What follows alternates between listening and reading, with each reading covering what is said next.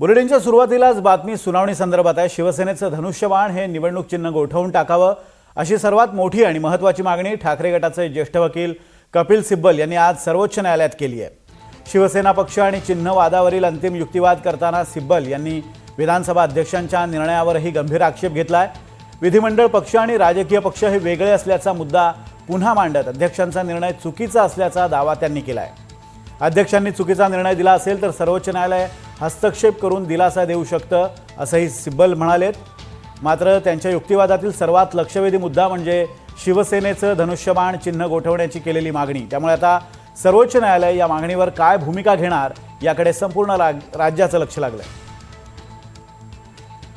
सिब्बल यांनी नेमका युक्तिवाद काय केला आपण पाहूयात। आमदारांना राजकीय पक्षाचं ऐकावंच लागतं, विधिमंडळ पक्ष म्हणजे राजकीय पक्ष नाही असं सिब्बल म्हणाले। आमदार जेवढ्या काळासाठी निवडून आले तेवढ्या काळासाठी हा पक्ष असतो। हे सरकार जमिनीवर अनधिकृत बांधकाम केल्यासारखं आहे, काही दिवस राहिल्यानंतरच म्हणायचं की हे अधिकृत आहे। 10व्या सूचीनुसार विधिमंडळ पक्ष हा राजकीय पक्ष नाही। आमदार असोत किंवा नसोत पक्ष हा आयोगाकडे नोंदणीकृत असतो। विधिमंडळ पक्षाला महत्त्व दिलं तर राजकीय पक्षाला काय महत्त्व? उद्धव ठाकरे हे नेत्यांनी निवडलेले नेते होते असे सिब्बल आपल्या युक्तिवादादरम्यान म्हणालेत। प्रकरण कोर्टात असताना 23 जूनच्या ठरावानुसार एकनाथ शिंदेंना पक्ष देण्यात आला। ठाकरे बैठकीतला प्रस्ताव सुप्रीम कोर्टाकडून मान्य करण्यात आला, पण विधानसभा अध्यक्षांनी मात्र त्या विरोधात निर्णय दिला। राज्यपाल आणि विधानसभा अध्यक्ष पक्षपातीपणे वागले असा युक्तिवाद सिब्बल यांनी केलाय। विधिमंडळ पक्षानं एकनाथ शिंदे यांना मुख्य नेता म्हणून निवडलं, हे पत्र राज्यपालांना देण्यात आलं। भाजप शासित राज्यात एकाच हॉटेलमध्ये सगळे आमदार होते, हे कसं काय असा सवालही त्यांनी केला। शिंदे राज्यपालांना भेटले म्हणून तो राजकीय पक्ष होत नाही। चुकीचा व्हीप काढलं जाणं ही गंभीर बाब आहे। सुनील प्रभूंनी बोलावलेल्या बैठकीला शिंदेंचे आमदार गैरहजर राहिले, विचारणा केल्यावर तुमचा व्हीप लागू होत नाही असं सांगितलं। एकनाथ शिंदे यांना काढून अजय चौधरी यांची निवड करणं चुकीचं नव्हतं असंही सिब्बल म्हणाले।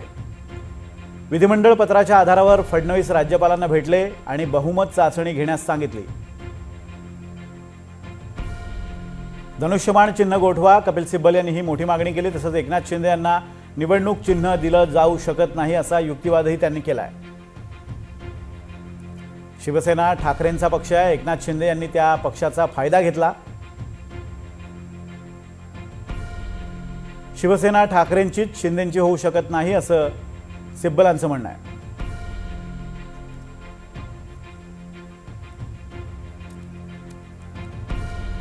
दरम्यान या युक्तिवादानंतर दोन्ही गटाकडून प्रतिक्रिया आल्यात, आपण पाहूयात काय म्हणाले नेते। त्यांनी शेवटचं जे वाक्य आहे त्यांचं तेच आहे महत्वाचं, धनुष्यबाण चिन्ह गोठवा असं प्रकारचं तेवढं ऑल्टरनेट आहे का म्हणजे ऑल्टरनेटिव्ह आहे असं त्यांनी विकल्प दिला त्यांना।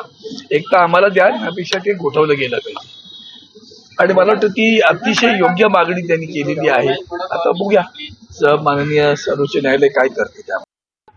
याच्यातून उबाटाची मानसिकता आज कोर्टामध्ये दिसून आली। कपिल सिब्बलांनी सांगितलं शिवसेना बिलॉंग्स टू ठाकरेच, म्हणजे शिवसेना ही प्रायव्हेट लिमिटेड कंपनी राहिली पाहिजे, ती तमाम शिवसैनिकांची न राहता ती फक्त उद्धव ठाकरे आदित्य ठाकरे या कुटुंबाचीच मालकी राहिली पाहिजे। ही जी मानसिकता आहे ती मानसिकता पुन्हा एकदा कपिल सिब्बल साहेबांनी सिद्ध करून दाखवली आणि त्याच्यामध्ये आम्ही जे सांगतोय की शिवसेनेमध्ये हुकुमशाही होती, ती हुकुमशाही आजही आहे आणि उद्याही राहणार आहे। आणि आता बातमी आहे पुण्यातून, महत्त्वाची बातमी आहे पुण्यातून, ती म्हणजे बातमी आपण नंतर पाहणार आहोत। एक सुनावणी संदर्भातली बातमी पाहूयात। या सुनावणीतला सर्वात महत्त्वाचा आणखी एक मुद्दा म्हणजे न्यायमूर्ती बागची यांनी विचारलेला सवाल। न्यायमूर्ती बागचींनी ठाकरे गटाचे वकील देवदत्त कामत यांना आम्ही शिंदेंना आता अपात्र करू शकतो का, तसे अधिकार आम्हाला आहेत का असा सवाल उपस्थित केला। यावर ठाकरे गटानं आणि शिंदे गटानं काय प्रतिक्रिया दिली आपण पाहूयात।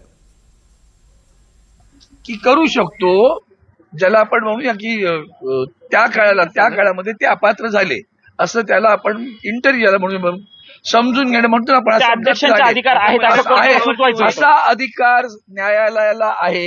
हेच माननीय देवदत्त कामत शेवटच्या ज्या अर्ध्या तासामध्ये सातत्याने सांगत होते, यांना डिस्क्वालिफाय करता येतं.